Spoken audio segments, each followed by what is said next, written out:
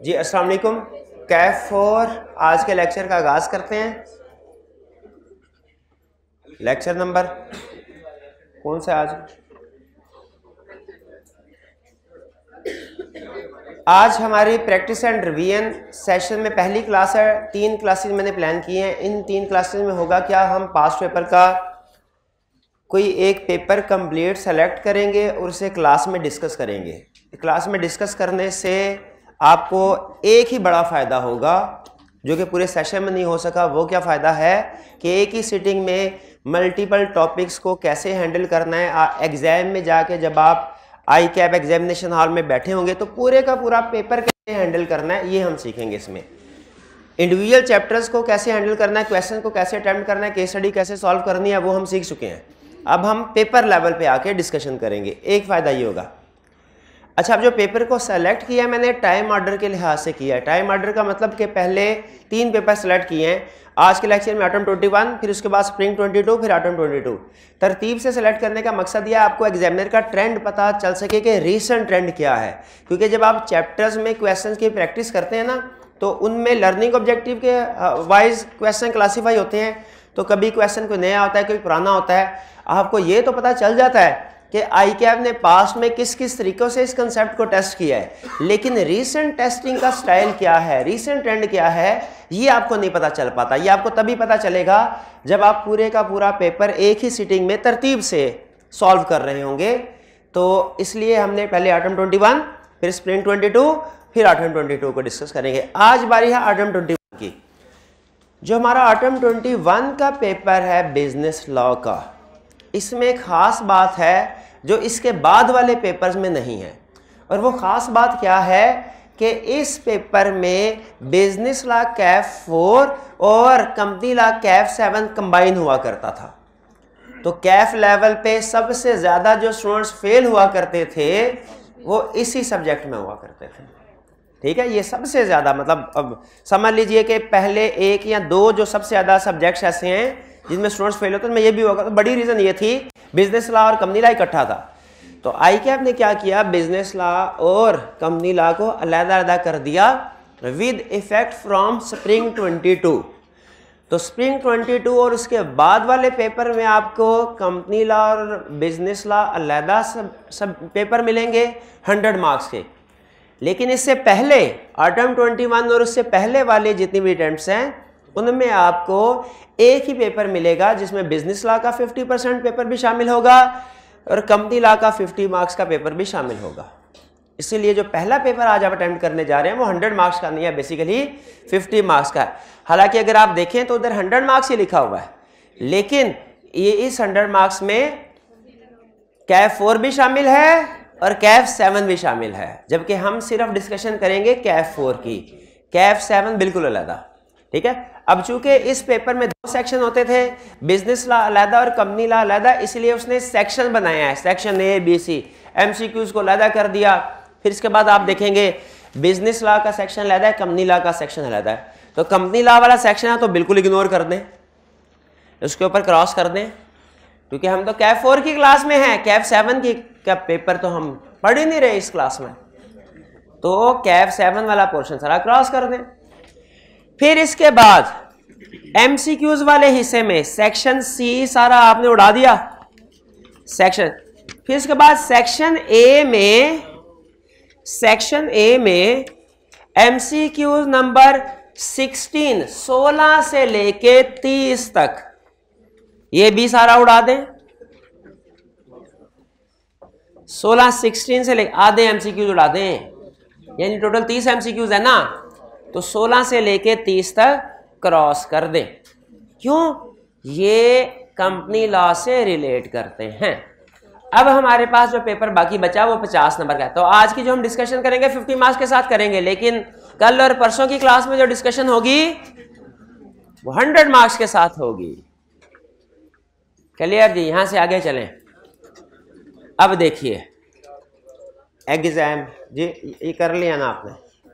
मैं एग्जाम में बैठा हूं पेपर देने के लिए, थोड़ा परेशान, थोड़ा घबराया, क्योंकि मुझे पता है कि लेक्चर मैंने सारे लिए हैं। कुछ चैप्टर की केस स्टडी की है, कुछ की नहीं की, और रिवीजन भी कुछ चैप्टर्स किया है, कुछ की नहीं। कुछ कंसेप्ट्स मेरे स्ट्रॉन्ग हैं, कुछ वीक है, लेकिन सिलेबस सारा कवर किया हुआ है। अब पता नहीं क्वेश्चन कौन सा आ रहा है। अब एग्जामिनर डिस्ट्रीब्यूट कर रहा है पेपर, डिस्ट्रीब्यूट करते करते हमारे पास आया, हमारे सामने भी पेपर रखा। जैसे ही हमने पेपर पढ़ा उसके ऊपर लिखा हुआ था बिजनेस लॉ 100 मार्क्स। हमने कहा यही पेपर देने तो आए थे हम। ठीक है, तो चीजें एज एक्सपेक्टेड चल रही है ना, जैसा आपने एक्सपेक्ट किया था वैसा ही हो रहा है ना। तो बिजनेस लॉ का पेपर एक्सपेक्ट कर रहे थे, आगे बिजनेस लॉ का पेपर ही आया। ठीक है, तो अनएक्सपेक्टेड चीजें तो नहीं, तैयारी करके गए मैं तो इंशाल्लाह पास होंगे। लेकिन याद रखें, जैसे ही पेपर आपके सामने आया, अब आपके 6 महीने की तैयारी एक तरफ और 3.25 घंटे का पेपर एक तरफ। एक चीज हमेशा याद रखिएगा, ICAP ने CA के हर पेपर में कुछ ना कुछ शॉकर्स रखे होते हैं। जो शॉकर, हाँ बिल्कुल, जो शॉक, आपको एकदम शॉक लगता है क्वेश्चन, अच्छा ये भी सिलेबस में था, ये कहां से क्वेश्चन। एक आधा क्वेश्चन 7-8 नंबर का शॉकर के तौर पर, वो उसमें उसका मकसद क्या होता है ये भी सुन लें। उसका मतलब फेल करना होता तो आपको सारा पेपर ही खाली दे देता, ये फेल करना मकसद नहीं है। लेकिन हर एक को पास करना भी मकसद नहीं है। याद रखिए, ICAP का मकसद ना फेल करना है ना पास करना। ICAP का मकसद सिर्फ एक है, तैयारी करने वालों और तैयारी ना करने वालों को अलहदा कर दिया जाए। जो CA की तैयारी करता है उस स्टूडेंट को अलहदा कर दिया जाए, और जो BA की तैयारी करता है उसको अलहदा कर दिया जाए, ताकि जो BA वाले रास्ता भूल के CA में आ गए हैं उन्हें सही रास्ता दिखाया जा सके। ICAP का यही मकसद है और कोई मकसद नहीं है। तो ICAP ने कुछ ना कुछ क्वेश्चन जरूर शौक के लिए, वो आपके नर्व्स टेस्ट करते हैं। याद रखिए, CA का पेपर सिर्फ नॉलेज का टेस्ट नहीं है, नर्व्स का टेस्ट भी है। इसलिए कि जब आप चार्टर्ड अकाउंटेंट बन के किसी भी पोजीशन पे बैठेंगे, उस पर आपका नॉलेज स्किल तो टेस्ट होगी ही, इस्तेमाल में आएगा, आपके नर्व्स भी इस्तेमाल में आएंगे कि एबनॉर्मल सिचुएशन को कैसे हैंडल करना है। तो याद रखिएगा, जो क्वेश्चन आपको नहीं आता ना, अगर आपने सिलेबस सारा कंप्लीट किया हुआ है, मोस्ट प्रोबेबली वो सेंटर में किसी भी स्टूडेंट को नहीं आता होगा जो क्वेश्चन, अगर आपने सारा सिलेबस कंप्लीट। तो समझ जाइएगा, यही वो क्वेश्चन है जिसको ICAP ने इसलिए इंक्लूड किया है कि ICAP देखे इसको अटेम्प्ट कौन करता है। पास की भी बात नहीं कर रहा, कंप्लीट सॉल्व करने की भी बात नहीं कर रहा, इसको अटेम्प्ट कौन कर। तो पहली चीज ध्यान में रखिए कि पेपर सामने आए, आपने शौक के लिए तैयार रहना है। एक क्वेश्चन में शौक लाजमी आएगा, हो ही नहीं सकता, आज तक नहीं हुआ, ना ही आइंदा होगा कि सारे का सारा पेपर आपको आता हो, नहीं हो, ना कभी होगा। ये नोट कर लीजिए मेरी बात। जहां हालांकि ICAP को पता है स्टूडेंट्स का नॉलेज क्या है, क्या किताब दी हमने, मटेरियल क्या दिया, स्टूडेंट्स का कंसेप्ट किस लेवल पे होगा, इसके बाद सिर्फ इसलिए टेस्ट कर सके कि अपने नर्व्स पे कंट्रोल। कौन घबरा जाता है, जो घबरा गया वो CA बनने के काबिल नहीं है, उसको कहेगा अगली टर्न में आओ दोबारा दे। तो आपने अपने नर्व्स को कंट्रोल में रखना है। ऐसे क्वेश्चन को, जो एक क्वेश्चन जरूर होगा, आपने एंड पे करना है। ऐसा क्वेश्चन जैसे ही आए इसके साथ कोई मार्क कर दे, एंड ई लिख दे, इसके साथ एंड में करना है। इस क्वेश्चन को शुरू में नहीं छेड़ना, वरना सारा पेपर तबाह हो जाएगा आपका। क्लियर? मैं एग्जाम में बैठता हूं, पेपर मेरे सामने आया, मैंने कहा आंसर शीट किधर है, वो तो दे ही नहीं रहा, भूल गया। क्या उसे कहूं आके आंसर शीट दो? नहीं, क्योंकि 15 मिनट रीडिंग टाइम है। देखिए ऊपर लिखा हुआ है additional reading time 15 minute. 15 minute का इसका मतलब है 15 मिनट मैंने पेपर को रीड करना है, लिखना। राइटिंग टाइम नहीं है। कौन सा टाइम है? Reading time. 15 मिनट में आपके पास सिर्फ क्वेश्चन पेपर होगा, आंसर शीट नहीं होगी। अब पढ़ने के लिए टाइम दे दिया, हमने कहा ठीक है। देखा तो क्वेश्चन थे, अब 100 मार्क्स के होंगे ना, अब जो पेपर आएगा 15 नंबर के MCQs और 85 मार्क्स के क्वेश्चंस होंगे। टोटल बिजनेस लॉ के पेपर में 3 तरह के क्वेश्चंस होंगे, MCQs, रिप्रोडक्शन के क्वेश्चन और केस स्टडीज। रफली बता, अच्छा एग्जैक्टली बता, MCQs एग्जैक्टली 15 नंबर के होंगे। लेकिन जो रिप्रोडक्शन का क्वेश्चन और केस स्टडी है ये रफली एक 35 मार्क्स के साथ और एक समझ लीजिए एक 40 और एक 45 मार्क्स, इस तरह की एलोकेशन होगी, तकरीबन बराबर बराबर। अब आहिस्ता आहिस्ता थोड़ा सा वो फोकस केस स्टडी के ऊपर करता जा रहा है। तो समझ लीजिए आपके पेपर में 3 तरह के क्वेश्चन, 15 मार्क्स के एमसीक्यूज, उसके बाद 40 मार्क्स के साथ आपसे केस स्टडी पूछेगा, सॉरी रिप्रोडक्शन का क्वेश्चन 40 और 45 मार्क्स के साथ केस स्टडी। 3 तरह के 15 नंबर के एमसीक्यूज, 40 नंबर का थ्योरी रटे वाले क्वेश्चन और 45 नंबर के केस। ये थोड़ा सा 5-10 नंबर आगे पीछे हो सकते हैं केस स्टडी और रिप्रोडक्शन के क्वेश्चन में, ठीक है। एमसीक्यूज एग्जैक्ट 15 ही होंगे, केस स्टडी रिप्रोडक्शन आगे पीछे हो सकता है।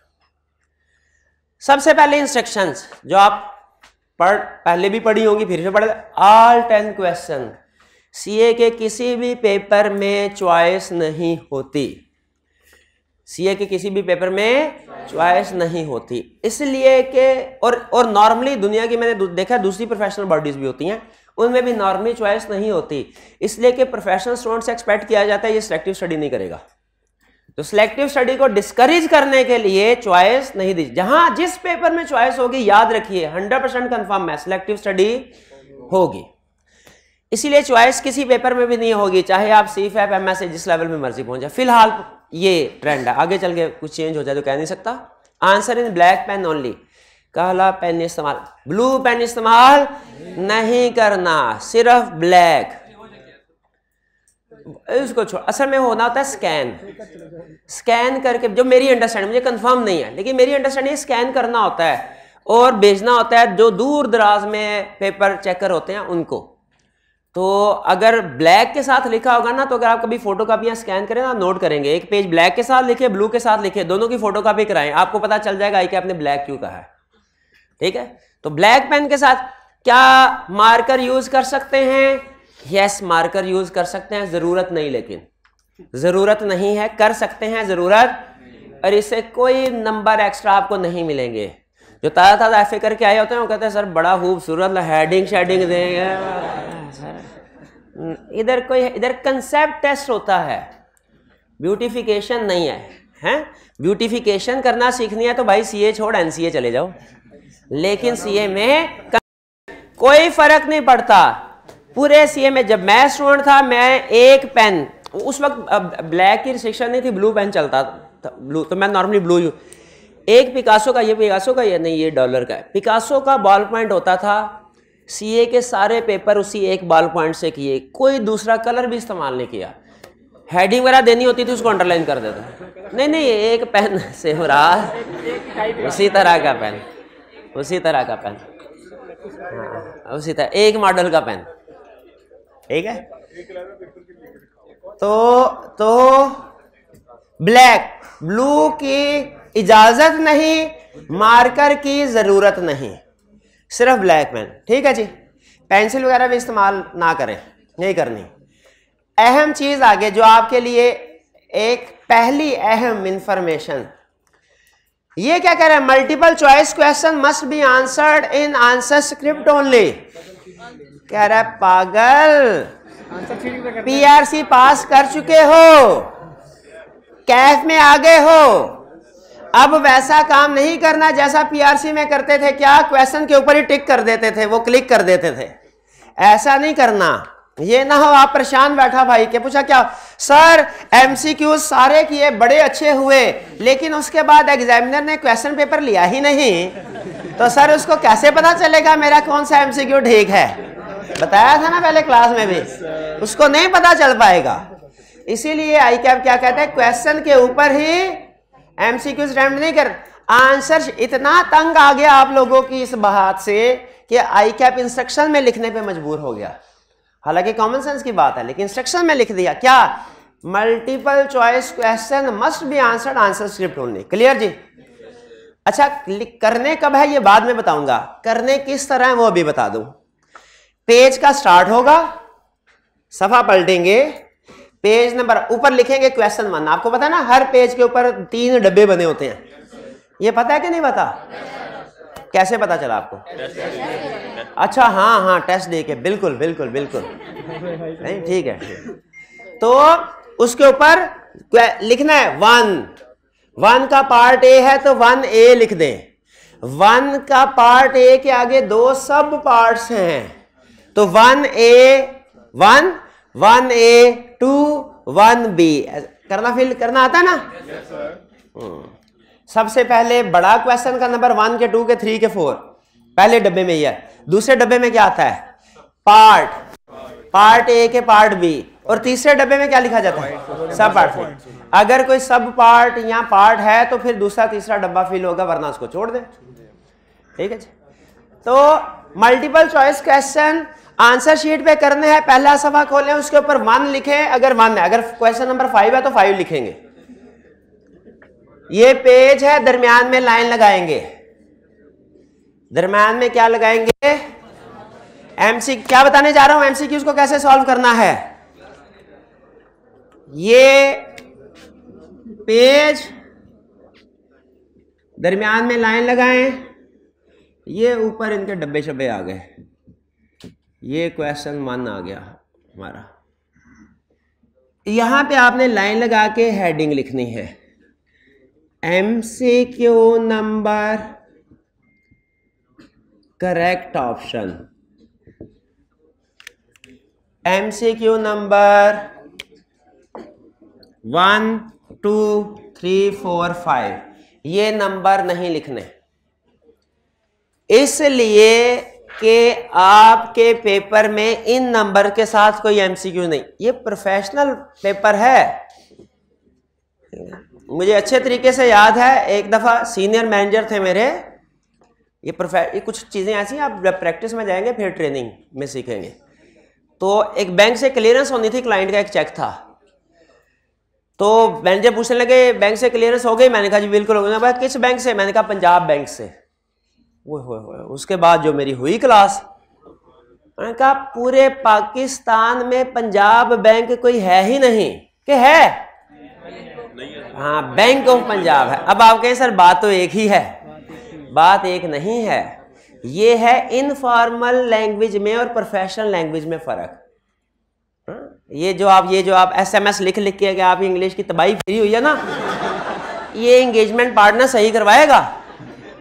एंगेजमेंट पार्टनर सही कर। अब एक जूनियर की क्लास, अब ये तो मेरी क्लास थी ना, एक जूनियर की क्लास। जूनियर ने क्या अपने वर्किंग पेपर प्रोफेशनली लिखा हुआ, उससे लिखा हुआ कि sent this letter was sent to client. SMS में ऐसे लिखते हैं ना। पार्टनर ने फिर क्या किया बता नहीं सकता मैं। ये एसएमएस की लैंग्वेज आपके एग्जाम में, आपके प्रोफेशन में अनएक्सेप्टेबल है। एसएमएस की लैंग्वेज यूज नहीं करनी। खुद से भी एब्रीविएशंस बनाने की कोशिश नहीं करनी। खुद से एब्रीविएशन बनाने एक्सपर्ट होते हैं ना, हर चीज की एब्रीविएशन बना लेते हैं, चाहे दुनिया में वो उसकी एब्रीविएशन याद हुई या नहीं हुई। हर चीज क्या था? Breach of contract, BOC। Sir कौन सा ये ब्रीच ऑफ कॉन्ट्रैक्ट है?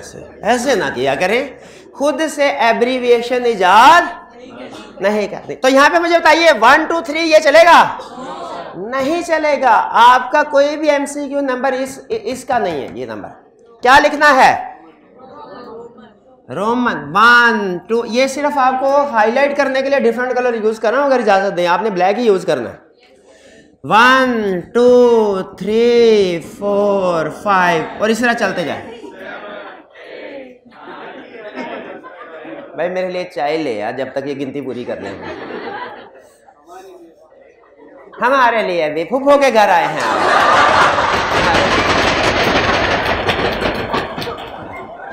चाय के भाव पता नहीं क्या कुछ मांगेगा फिर। स्लाइस भी दे साथ, अंडा भी दे बना के साथ, थोड़ी करनी।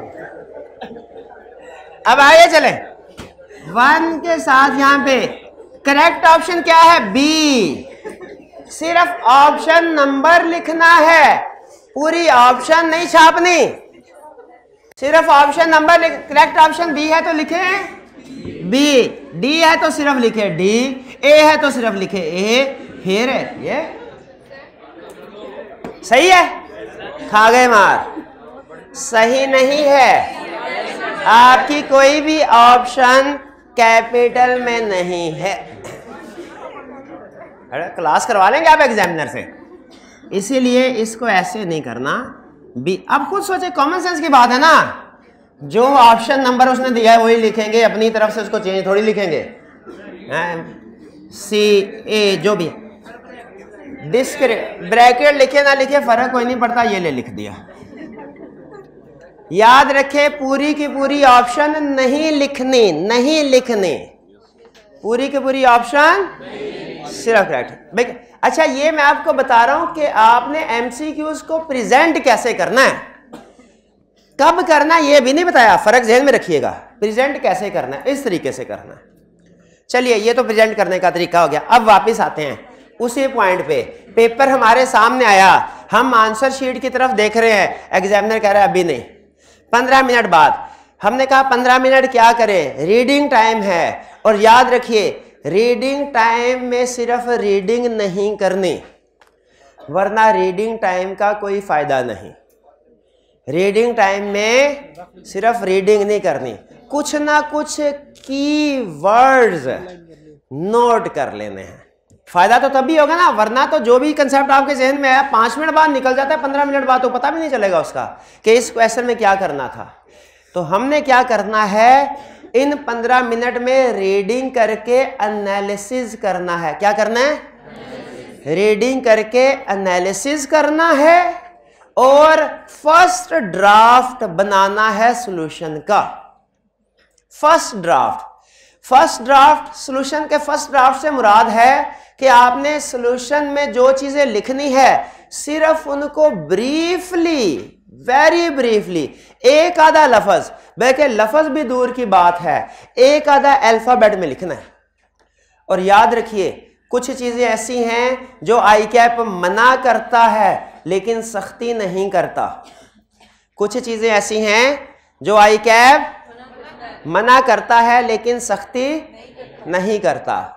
उनमें से एक आपको याद होगा शायद, कैलकुलेटर वाली एग्जांपल। पीआरसी लेवल पे कहता था ये मॉडल के कैलकुलेटर की इजाजत है, बाकियों की इजाजत नहीं है।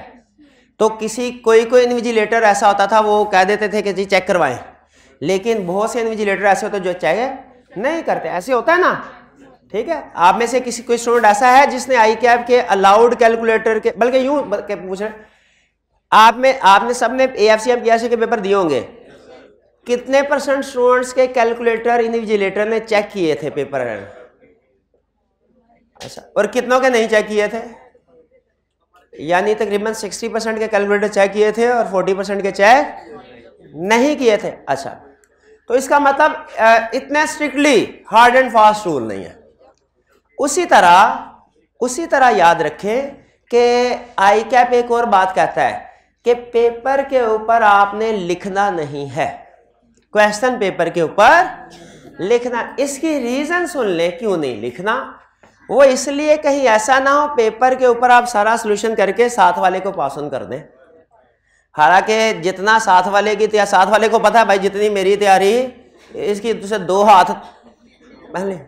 पूरे सीए के कैरियर में मैंने सिर्फ एक दफ़ा, मेरा कंपनी लॉ का पेपर था, एक दफ़ा अपने आगे जो बैठा था स्टूडेंट उससे पूछा था कि इस सवाल का जवाब क्या है, सिर्फ एक दफ़ा, और उसने बताया, घर आके देखा गलत था। फिर शुक्र किया कि उससे पहले नहीं कभी पूछा और ना फिर उसके बाद पूछा। तो ये ज़हन में रखिएगा, एक तो किसी से पूछने की ज़रूरत नहीं है, जो तबाही आपकी फिरी है साथ वाले की भी वही फिरी है, उस पर भी वही हालात है, तो पूछने। लेकिन फिर भी आई कैप ने कहा कि क्वेश्चन पेपर के ऊपर नहीं लिखना। मकसद क्या है? ताकि चीटिंग ना हो सके। हमने भी हत्तुल इम्कान कोशिश यही करनी है कि ना लिख। लेकिन याद रखें रीडिंग टाइम में अगर कुछ ना कुछ नोट ना करें, रीडिंग टाइम वेस्ट हो जाता है। अब आपके पास यहाँ पे 2 ऑप्शंस हैं। पहली ऑप्शन यह है कि रीडिंग टाइम में एमसीक्यूज अटेम्प्ट कर लें, ठीक है, और उसमें जो करेक्ट ऑप्शन हो ना साथ पे आगे करके ABC के डॉट सा लगा ले, हल्का सा डॉट या हल्की सी लाइन लगा ले, सिर्फ आपको पता चल जाए कि ये करेक्ट। एक ऑप्शन ये है। और दूसरी ऑप्शन क्या है कि आप एमसीक्यूज को अभी सॉल्व ना करें, आप पहले दूसरे क्वेश्चन को सॉल्व कर लें जो इजी क्वेश्चन है। MCQs जब आंसर शीट आपके पास आएगी तब कर लीजिएगा। अब ये आपकी मर्जी है, दोनों में से जो मर्जी कर लें, ठीक है। मैं एज्यूम करके चल रहा हूं कि आपने सेलेक्ट किया कि MCQs को बाद में करेंगे, पहले पेपर पढ़ लेते हैं, ठीक है। उसकी रीजन ये होती है कि वही कंसेप्ट MCQs की शक्ल में टेस्ट करें 1 नंबर मिलता है, वही कंसेप्ट क्वेश्चन की शक्ल में पूछे ना 4-5 नंबर का होता है। तो रीडिंग टाइम में अगर 4-5 नंबर का क्वेश्चन पढ़ लेंगे ना तो 15 मिनट में आपको लगेगा आपने 40-45 नंबर का पेपर जो है ना वो पढ़ के टेक्निकली सॉल्व कर लिया, यानी उसका एनालिसिस कर लिया, तो आप ज्यादा कॉन्फिडेंट फील करेंगे। लेकिन बहरहाल पहले MCQs भी पढ़ के अटेम्प्ट कर सकते हैं, कोई प्रॉब्लम नहीं है। एज्यूम करते हैं आपने फैसला किया MCQs बाद में करेंगे, पहले हम 15 मिनट का रीडिंग टाइम है, दूसरे क्वेश्चन पढ़ लें। आप जैसे ही क्वेश्चंस की तरफ जाएंगे, MCQs के अलावा की बात कर रहा हूं, आपको 2 तरह के क्वेश्चंस मिलेंगे, एक छोटे छोटे क्वेश्चन, एक बड़े बड़े क्वेश्चन। छोटे छोटे क्वेश्चन नॉर्मली रिप्रोडक्शन के होते हैं, बड़े बड़े क्वेश्चन नॉर्मली केस स्टडी के होते हैं। अच्छा यहां पे रुक के मुझे ये बताइए, बड़ा पुराना, देखिए कुछ असूल बहुत ही बेसिक होते हैं लेकिन उतने ही काम के भी होते हैं।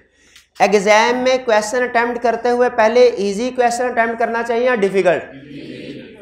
इजी क्वेश्चन हमेशा अटेम्प्ट करें, इजी क्वेश्चन से आपका कॉन्फिडेंस इंक्रीज होता है और आपके माइंड को सोचने का टाइम भी ज्यादा मिल जाता है।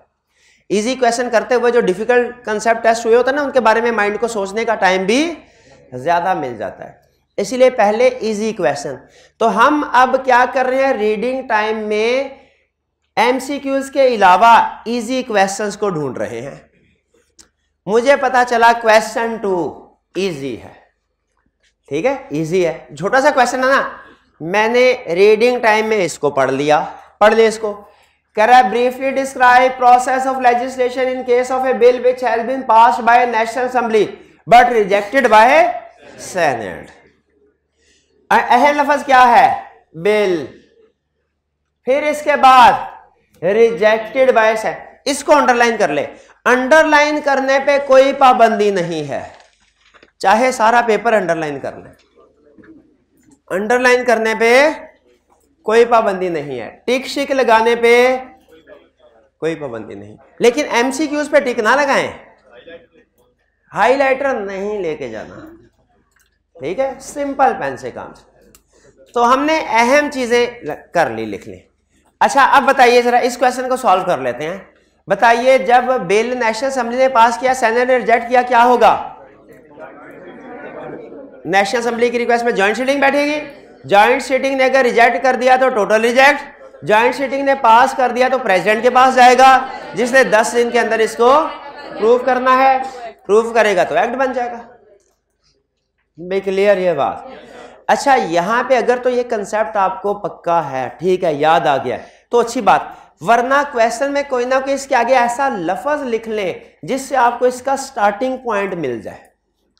सिर्फ देखें डोर का एक सिरा मिल जाए ना तो बाकी सारी डोर लपेटना आसान होता है।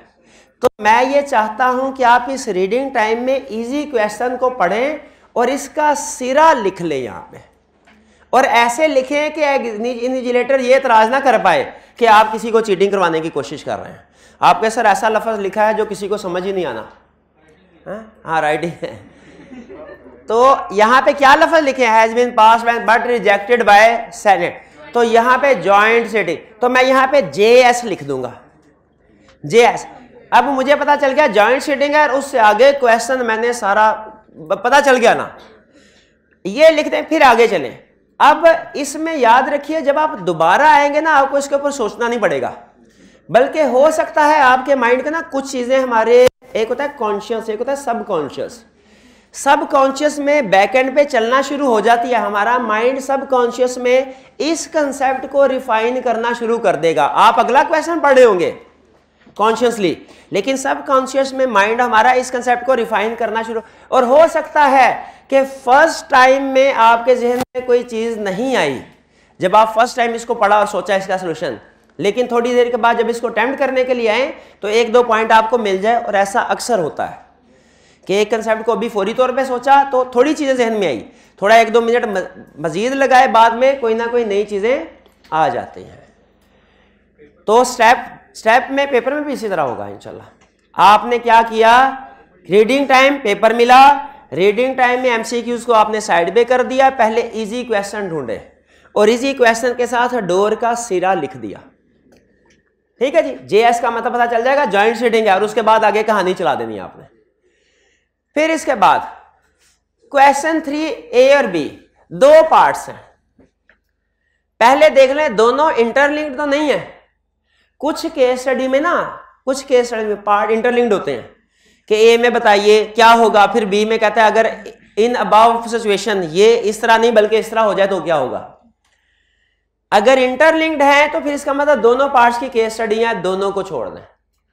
यहां पे मुझे बताइए क्या ये दोनों पार्ट इंटरलिंक्ड है? नहीं है। एक को आपने सेलेक्ट कर, रीडिंग टाइम चल रहा है, ध्यान में रखिएगा, एक को सेलेक्ट करना, एक को नहीं करना। किसको करेंगे? ए को। बी को पढ़ना भी नहीं है, बी को पढ़, बस ये समझ लें केस स्टडी है, पढ़ना भी नहीं। Explain 5 rules regarding performance of reciprocal promises under the provisions of contract act. इसमें सबसे अहम लफ्ज क्या है? रेसिप्रोकल प्रॉमिस, उसको अंडरलाइन कर दिया। अब थोड़ा सा सोच लें, ये कौन से वाला कंसेप्ट था रेसिप्रोकल प्रॉमिसेस वाला? ऑर्डर फिक्स्ड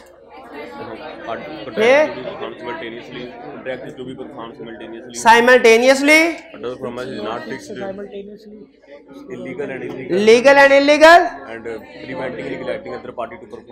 हाँ। अब देखिए मैंने क्या किया, मैंने सिंपल इसके साथ लिख दिया एस मतलब साइमल्टेनियसली, एफ मीन्स फिक्स्ड, फिर इसके बाद लीगल इलीगल, एल लिख दिया, फिर इसके बाद an order not fixed, an, और फिर प्रिवेंट। पूरा लफ्ज भी नहीं लिखा, पूरा लफ्ज क्यों नहीं लिखा? कहीं वो हम पे ये इल्जाम ना लगा दे कि भाई नकल करवा रहे हो। सिर्फ पहला। और अब आप खुद मुझे बताइए, जब आप दोबारा इस क्वेश्चन पे आएंगे तो क्या आपको सोचने की जरूरत पड़ेगी? सारा अभी आपने सोच लिया, समझ रहे हैं? साथ में ये हल्का छोटा छोटा लिख देना। क्लियर हो गई ये बात? ये जब ये आपका तकरीबन आधा घंटा लेगा, 30 मिनट से लेके 40-45 मिनट तक, और आप पूरे पेपर को टेक्निकली नॉकआउट कर चुके होंगे। आपको हर केस स्टडी उसका सोल्यूशन, आपने अब सिर्फ उसको प्रेजेंट करना होगा। भाई ये क्लियर हो गया? फिर इसके बाद आगे 3B को छोड़ दे, बी को पढ़ना भी नहीं है, इतना बड़ा क्वेश्चन तसल्ली से पढ़ेंगे, 15 मिनट में नहीं पढ़ना, इसको बाद में पढ़ेंगे। आगे चलते हैं।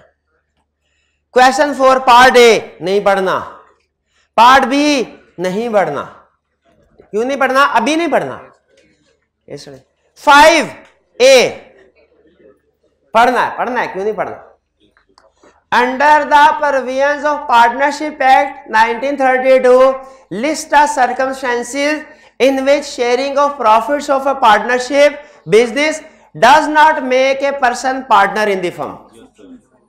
एक्सेप्शंस, कौन कौन सी एक्सेप्शन? लेंडर,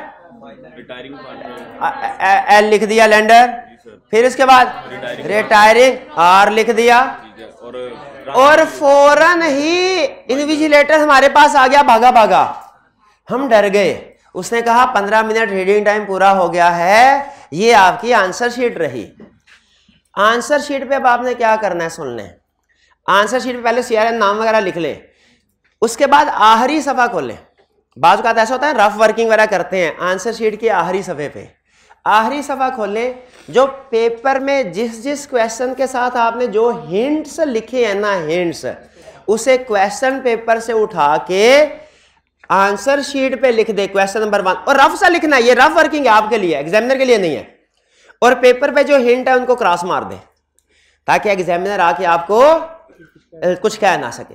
हालांकि नॉर्मली कहते नहीं है, 90% केसेस में कोई अगर सिर्फ ज्यादा ना लिखा हो, 1-2 लफ्ज लिखे हो ना हर क्वेश्चन का, कुछ कहते नहीं है, लेकिन फिर भी एहतियात का तकाजा यही है।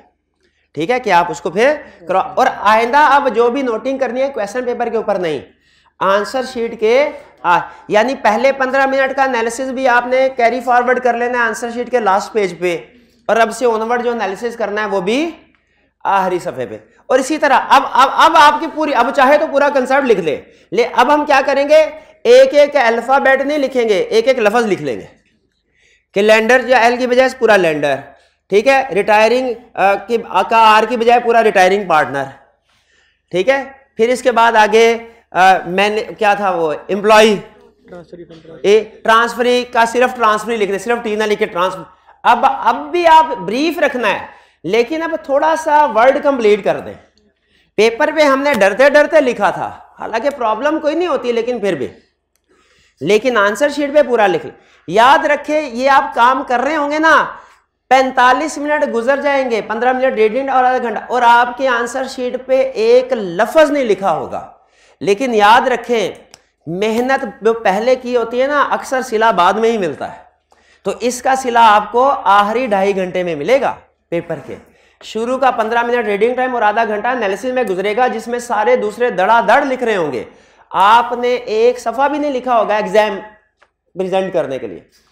लेकिन ये एनालिसिस ज्यादा जरूरी है। याद रखें हमारे प्रोफेशन का रूल है, planning is more important than performance. Planning सही, परफॉर्मेंस भी ठीक, या प्लानिंग कर रहे हैं, क्लियर।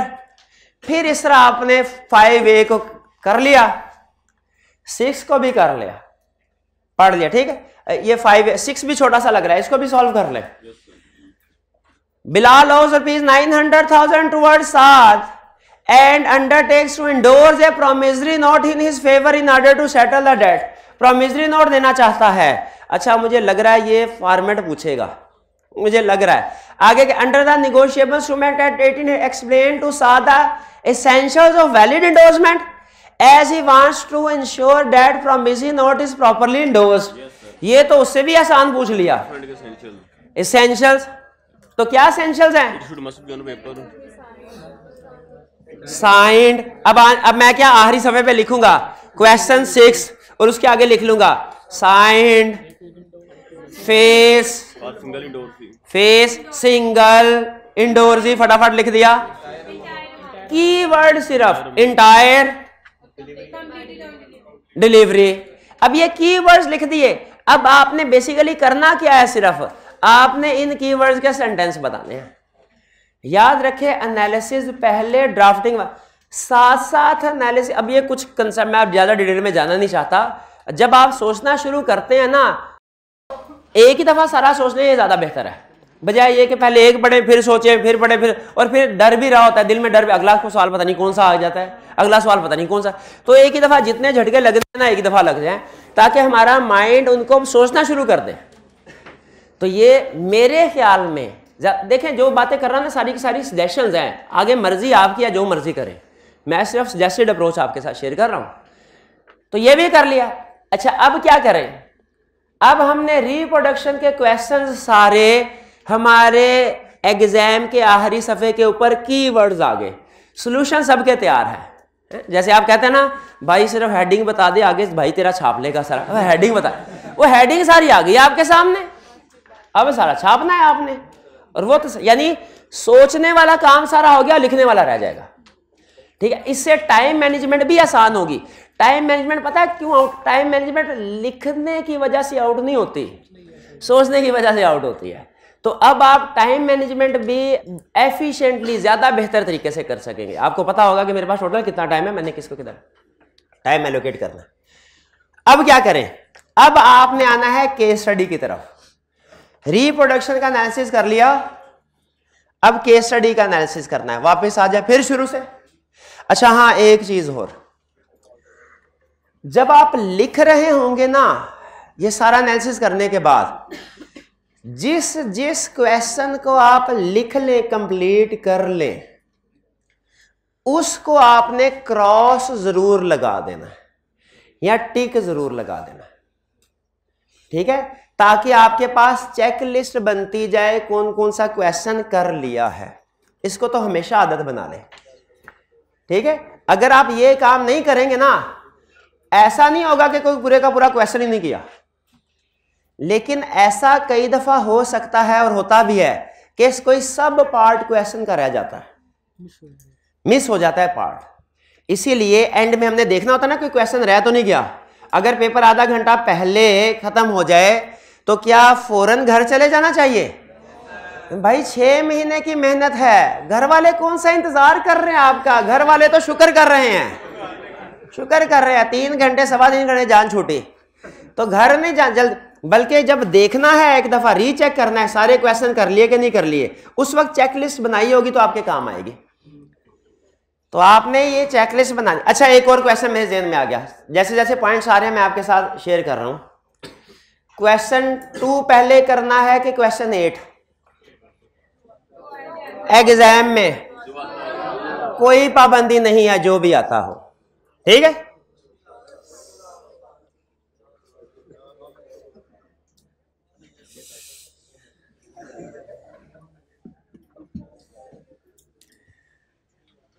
तो अच्छा 2 पहले कर, 2 या 8 कोई पाबंदी, जो मर्जी पहले करें। अगला क्वेश्चन, क्वेश्चन 2 उठाया मैंने, उसके 2 पार्ट्स हैं। 3 उठाया, 2 पार्ट्स हैं, ए और बी।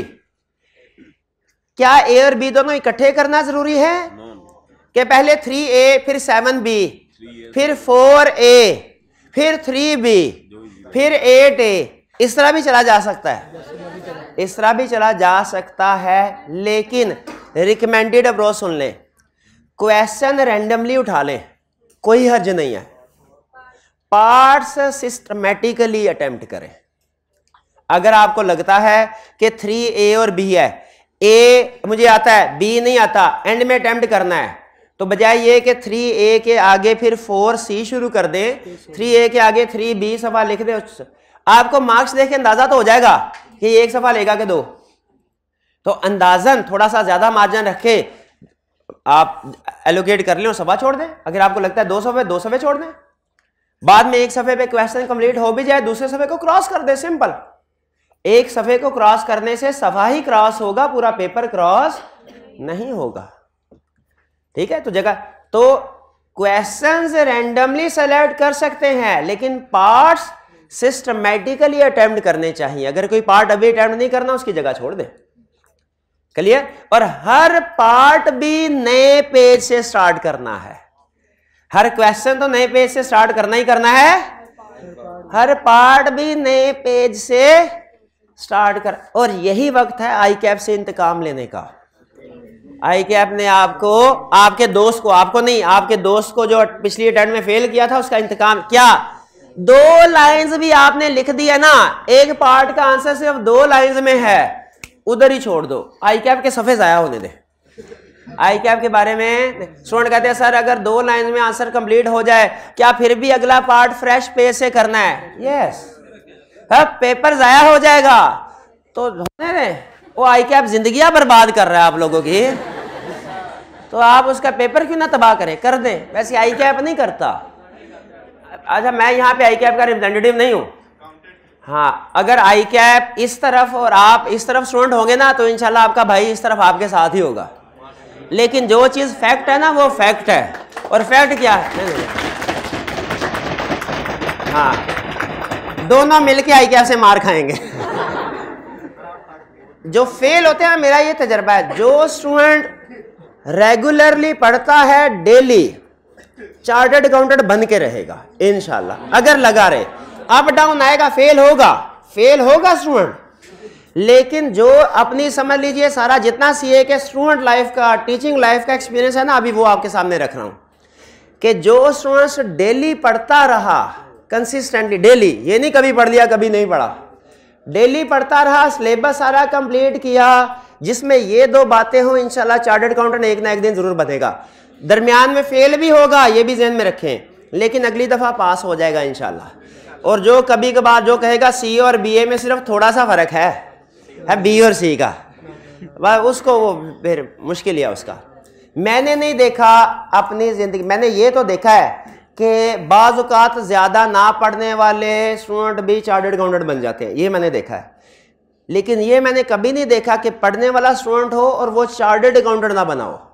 अच्छा, मैं ये नहीं कह रहा कि पढ़ने वाला स्टूडेंट और फेल ना हुआ हो, वो हो जाते हैं, लेकिन चार्टर्ड अकाउंटेंट ना बना हो मैंने नहीं देखा। तो इसलिए मेहनत करते रहें, सिलेक्टिव स्टडी ना करें, रोज मेहनत करें, सिलेक्टिव स्टडी ना करें, इंशाल्लाह चार्टर्ड अकाउंटेंट बनेंगे आप। ठीक है, छोड़ना नहीं है। बाज़ बात होता है एक दो टाइम से फेल होते कहते सर मैं तो सारी जिंदगी फेल नहीं हुआ था, ठीक है, तो इधर फेल है मैं छोड़ रहा हूं। छोड़ दिया तो फिर पिछली सारी मेहनत आया। लेकिन लगे रहेंगे तो इंशाल्लाह पास हो जाएंगे, लेकिन मेहनत से लगे रहना, मेहनत के साथ। बहरहाल तो सब पार्ट्स आप सिस्टमेटिकली क्वेश्चन रैंडमली सिलेक्ट कर सकते हैं। ये बात समझ आ गई।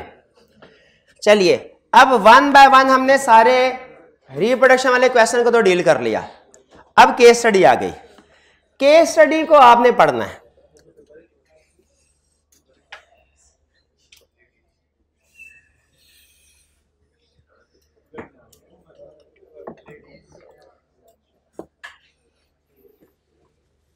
आगे इफेक्टिव 1 जुलाई, इफेक्टिव पढ़े इसको केस स्टडी को। Requirement care under the provisions of contract act discuss the validity of APL's demand and adjustment made by SL. दो चीजें बतानी है, एपीएल की डिमांड और एसएल की एडजस्टमेंट के बारे में।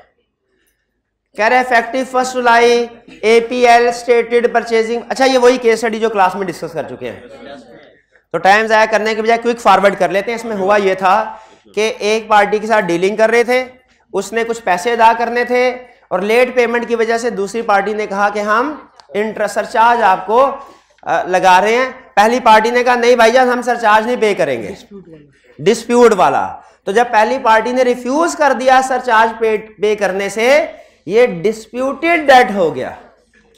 फिर उसके बाद पहली पार्टी ने फुल पेमेंट कर दी थी, ठीक है। तो कह रहा है अब एंड में क्या हुआ कि in August 20 APL came to know that SL, जो हमने पेमेंट भेजी थी कंपनी ने, एसएल ने उसमें से लेट पेमेंट सरचार्ज को एडजस्ट कर लिया है और बाकी कॉस्ट ऑफ फ्यूल में एडजस्ट किया है। एपीएल कह रहा है कि एसएल को पेमेंट को कॉस्ट के अगेंस्ट में एडजस्ट करना चाहिए, सरचार्ज के अगेंस्ट में नहीं। यानी एपीएल कह रहा है कि जो प्रिंसिपल अमाउंट है वो एडजस्ट करें, जबकि एसएल ने इंटरेस्ट को भी एडजस्ट कर लिया।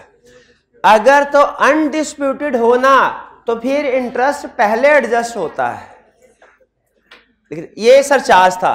ये चूंकि डिस्प्यूटेड है ये नहीं हो सकता।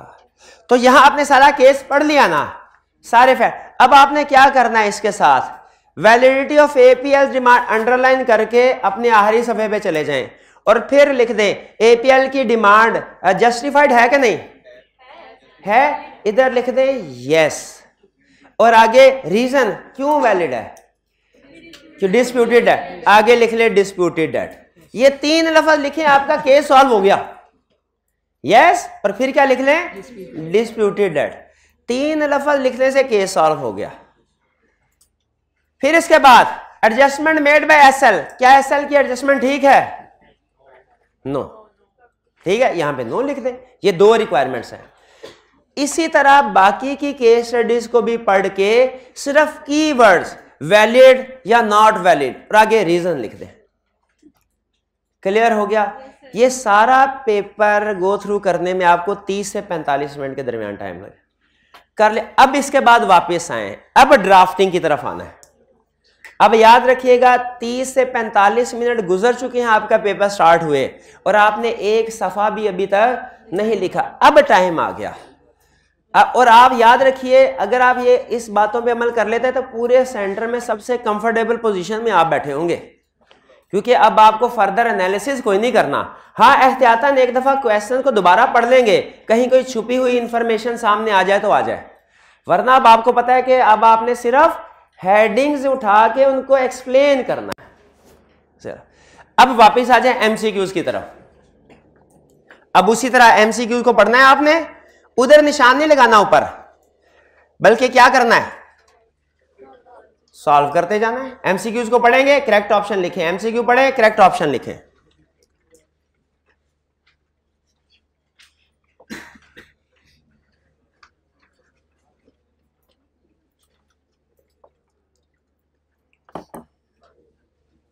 इसमें अब ये सारे एमसीक्यूज मैं डिस्कस नहीं करवा रहा, क्योंकि जो रिप्रोडक्शन का क्वेश्चन या केस स्टडी था वो तो चले अहम था, एमसीक्यूज भी अहम है, लेकिन ये आप खुद से घर में जाके आपने इसको सॉल्व, इनका सोल्यूशन, एग्जामिनर कमेंट्स और मार्किंग स्कीम वो मैं आप लोगों के साथ शेयर कर दूंगा व्हाट्सएप पे, ICAP की वेबसाइट पे भी अवेलेबल है, मैं भी शेयर कर दूंगा। ये आपने एक दफा अटेम्प्ट जरूर, आज घर जाके आपने ये 50 नंबर का पेपर एक सिटिंग में अटेम्प्ट जरूर करना है, ताकि आपको आदत पड़े एक सिटिंग में पूरा पेपर सॉल्व, ये लाजमी करना है आपने। तो इसके बाद MCQ अटेम्प्ट कर लिया, अब ये परफॉर्मेंस का प्लानिंग सारी हो गई, अब परफॉर्मेंस का टाइम आया। MCQs में भी कोशिश करें इजी वाले MCQs को पहले कर लें, सारे MCQs डिफिकल्ट नहीं होते, चीजें हैं कुछ डिफिकल्ट, जो छोटे छोटे MCQs हैं वो पहले कर लें, बड़ा छोड़ दें, इसको अटेम्प्ट कर लें, इसको छोड़ दें, इसको अटेम्प्ट कर लें, जो आप चाहे तो तरतीब से भी कर सकते हैं, लेकिन बेहतर है कि छोटे छोटे क्वेश्चंस पहले कर लेंगे, कॉन्फिडेंस इंप्रूव होगा। अच्छा मुझे बताइए, यहां पे मैंने ऑप्शन लिखा थर्ड की C, कुछ देर बाद मुझे ख्याल है ये तो ऑप्शन B होनी चाहिए, मैं क्या करूं, इसको क्रॉस कर दें, सिंपल क्रॉस कर दें, ओवर राइटिंग की कोई प्रॉब्लम, लेकिन कोशिश करना है कि ना हो MCQs में, लेकिन अगर बाद में एक दो MCQs में बाजू का जहन में आ भी जाता है कि इसका जो ये नहीं है, ऐसे क्रॉस करना है, इसके आगे लिख ले D। साइंसदान नहीं बनना, साइंसदान क्या है, ये D, ये तो B होना चाहिए था,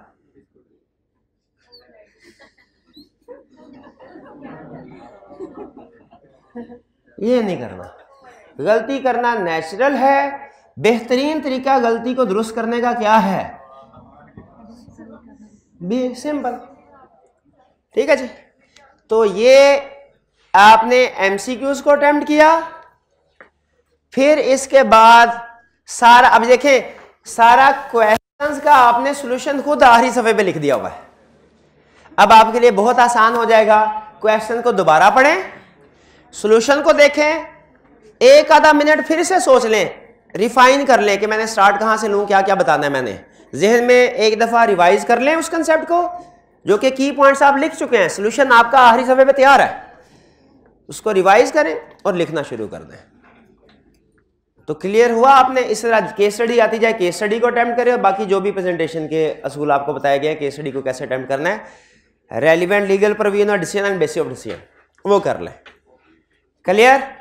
तो आज के लेक्चर में आपको सबसे अहम चीज जो मैं सिखाने की कोशिश की वो ये है कि पेपर को आते ही अटेम्प्ट करना नहीं शुरू कर देना, अपने टोटल टाइम के दो हिस्से करें, एक प्लानिंग एनालिसिस प्लानिंग वाला और एक परफॉर्मेंस वाला, ठीक है। ये जो आपका एनालिसिस वाला टाइम है ये तकरीबन 45 मिनट टोटल ले लेगा, 15 मिनट रीडिंग टाइम और 30 मिनट आपका पेपर का टाइम, लेकिन ये 45 मिनट आपके 2.5 घंटे की परफॉर्मेंस को इम्प्रूव करेंगे, ठीक है। अब आपने इसकी प्रैक्टिस करनी है। प्रैक्टिस कैसे करेंगे? आज घर जाके 50 नंबर का पेपर आपने इसी तरीके से अटेम्प्ट करना है, करेंगे जी? चलिए, अच्छा इसमें एमसीक्यूज में हो सकता है कोई ऐसा क्वेश्चन आ जाए जो अब हमारे सिलेबस में नहीं है, जैसे मैंने आपको बताया कि ये जिस अटेम्प्ट का क्वेश्चन है ना उस वक्त सिलेबस या डिफरेंट होता था पैटर्न, तो मे भी कोई एक आधा एमसीक्यू या एक आधा क्वेश्चन आ जाए जो हमारे अब सिलेबस में 10 वाला या कोई सा भी जो सिलेबस में नहीं है तो उसको छोड़ दीजिएगा। अच्छा ये केस स्टडी बाकी और कोई क्वेश्चन पूछना चाहते हो तो पूछ लें। अच्छा आपने अब करना क्या है, इन क्वेश्चंस को अटेम्प्ट करना है आज, और ये मैं बता रहा हूं इस सारी डिस्कशन का कोई फायदा नहीं जब तक आपने इसके ऊपर अमल ना किया, ठीक है। इस सारी डिस्कशन का कोई तो आपने घर जाके इसके ऊपर अमल भी करना है। कैसे? 50 नंबर का दूसरे सब्जेक्ट्स को ना अगले 1-2 दिन के लिए थोड़ा सा जरा बैक एंड पे लगा लें, क्योंकि ये 3 दिन जो है ना ये आपके लिए बहुत अहम होने जा रहे हैं कैफ 4 की प्रिपरेशन के लिए, ठीक है। तो ये 3 दिन आपने खास तौर पे जो डेली बेस पे मैं कह रहा हूं आपने करना है। तो आज आपने 50 नंबर का पेपर सॉल्व करना है, फिर इसके बाद कल के लेक्चर में इसको डिस्कस करेंगे और फिर अगले क्वेश्चन की तरफ। अब मुझे यह बताइए कि इस पेपर में जो प्रॉब्लम आती है वो तो कल डिस्कस कर लेंगे। कल क्लास में जो नेक्स्ट इससे अगली अटेम्प्ट का क्वेश्चन पेपर है, इसमें सारे क्वेश्चन डिस्कस करवाऊं या वो जो क्लास में अगर किसी वजह से प्रैक्टिस नहीं हो सके, क्लास में डिस्कस नहीं हो सके, वो कितने स्टूडेंट का ख्याल है सारे करवा दूं?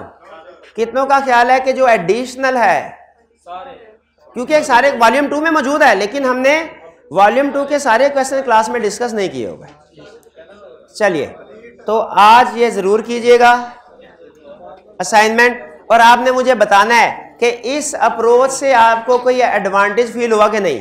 और टाइम रख के घर वालों से कह देना कि मेरा पेपर स्टार्ट होने वाला है, अब आगे 1 घंटा और 37.5 मिनट मुझे कोई डिस्टर्ब ना करे,